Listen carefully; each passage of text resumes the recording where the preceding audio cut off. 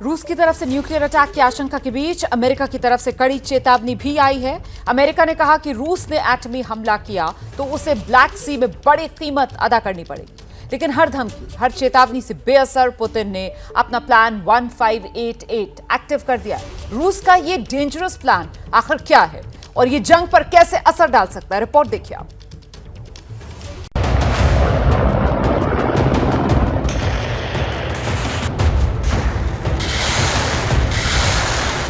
Ukraine में दुनिया ने पुतिन का गेम देखा, अब गेम चेंजर दांव देखेगी। यूक्रेन पर दुनिया ने रूस की बारूदी मार देखी,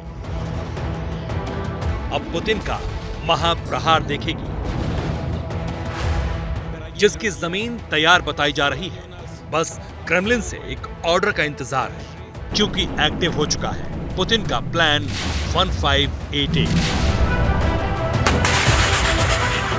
पुतिन का प्लान 1588 क्या है, ये कितना विनाशक है, पुतिन इसके जरिए क्या हासिल करना चाहते हैं और ये प्लान दुनिया पर क्या असर करेगा, हम आपको इन सारे सवालों के जवाब देंगे। लेकिन उससे पहले बात करते हैं यूक्रेन और रूस के बीच चल रही जंग के ताजा हालात की।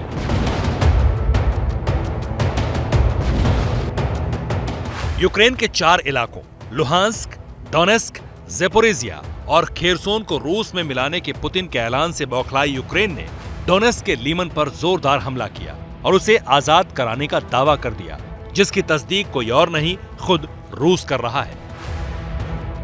Несмотря на понесенные потери, имея значительное превосходство в силах и средствах, противник ввел резервы и продолжил наступление на данном направлении.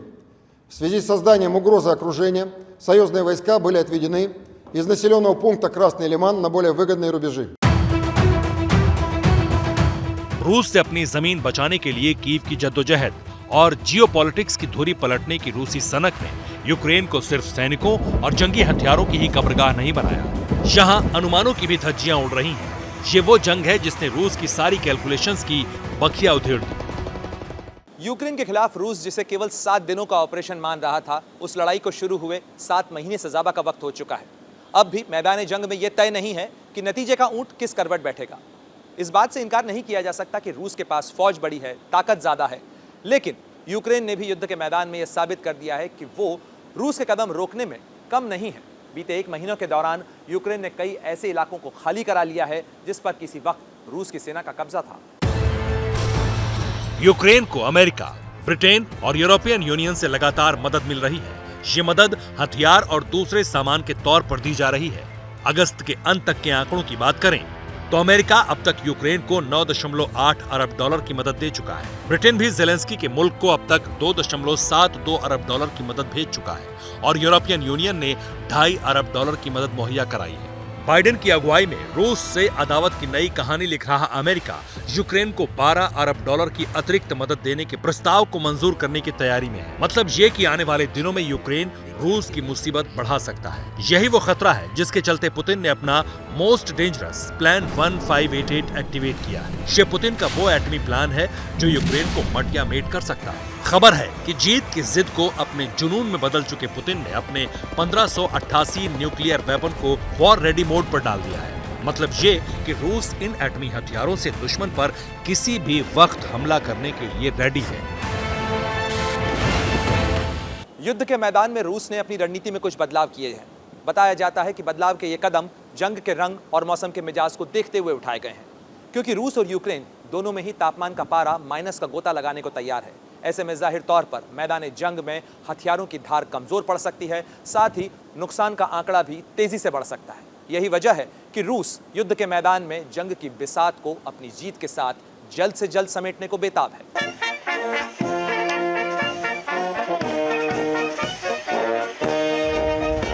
सैनिकों की कमी से परेशान रूस जंग जल्दी खत्म करने और पश्चिम को कड़ा संदेश देने के लिए एटमी हमले का सहारा ले सकता है। क्या कहते हैं डिफेंस एक्सपर्ट्स, आइए दिखाते हैं।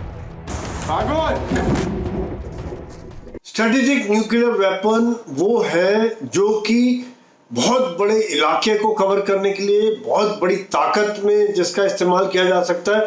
अगर हम नागासाकी हिरोशिमा में देखें तो तब 20 किलो टन का हथियार का इस्तेमाल किया गया था। आज से उससे कई गुना ज्यादा ताकतवर हथियार अमेरिका, रशिया और बाकी देशों के पास है। और जो स्ट्रेटेजिक वेपन अगर इस्तेमाल किया जाता है तो उसमें सेना के साथ साथ कोलेटरल डैमेज बहुत होता है, सिविल पॉपुलेशन की बहुत तबाही होती है, वहां पर पूरा शहर का शहर मटिया मेट हो जाता है।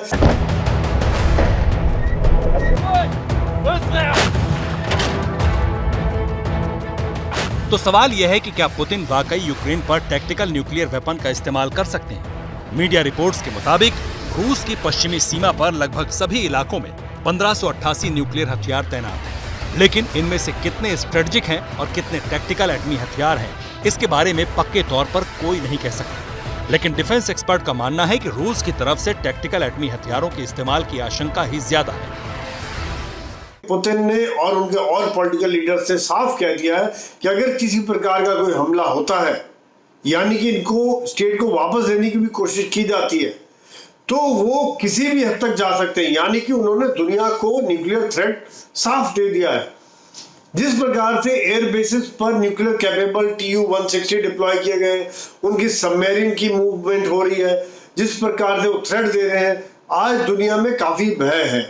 उसका उद्देश्य है कि यूक्रेन की या नेटो की जो मिलिट्री पावर है उसको डिस्ट्रॉय किया जाए। इसीलिए काफी यही अंदाजा लगाया जा रहा है कि अगर रशिया ने न्यूक्लियर ऑप्शन चुना तो वो टैक्टिकल न्यूक्लियर वेपन का इस्तेमाल करेगा।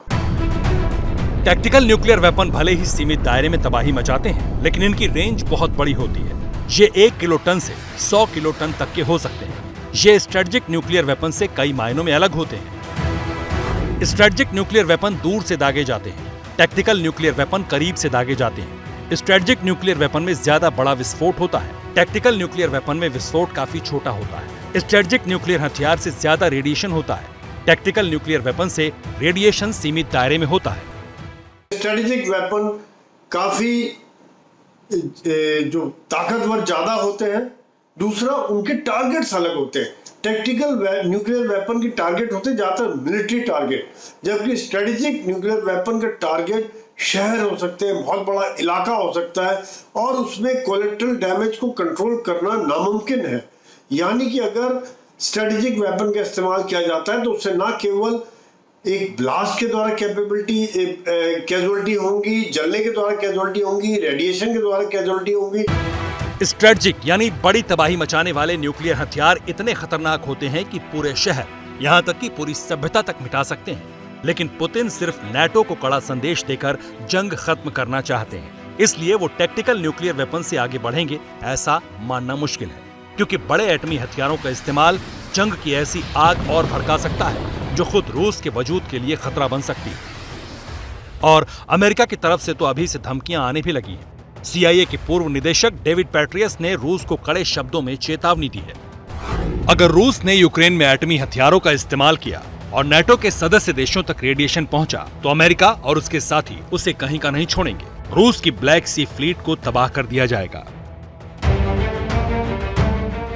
अमेरिका की धमकियां अपनी जगह हैं, पुतिन पर इन धमकियों का ज्यादा असर कभी दिखा नहीं।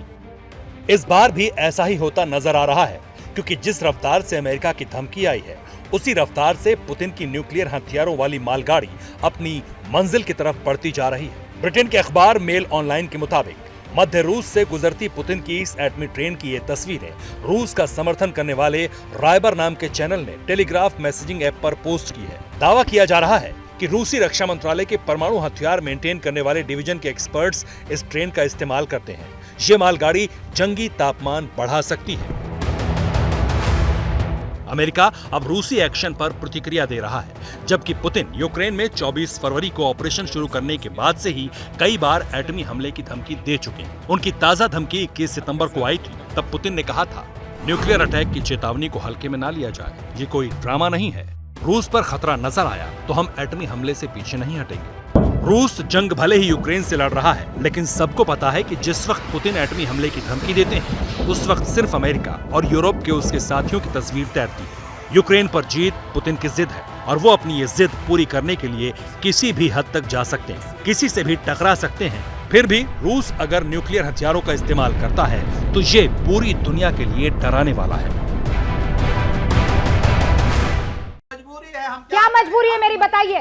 मैं अभी आपको बताती हूँ कि मैंने ओए होए होए होए होए, नमकीन के चटकारे लेते हुए टकटकी मार के डिबेट शो को पॉज रिपीट कर कर के देख रहे हैं जोगिंदर जी। इनकी तरह आप भी देखें अपनी फेवरेट डिबेट्स को रिपीट कर और डाउनलोड कीजिए एबीपी लाइव ऐप अपने स्मार्ट टीवी पर।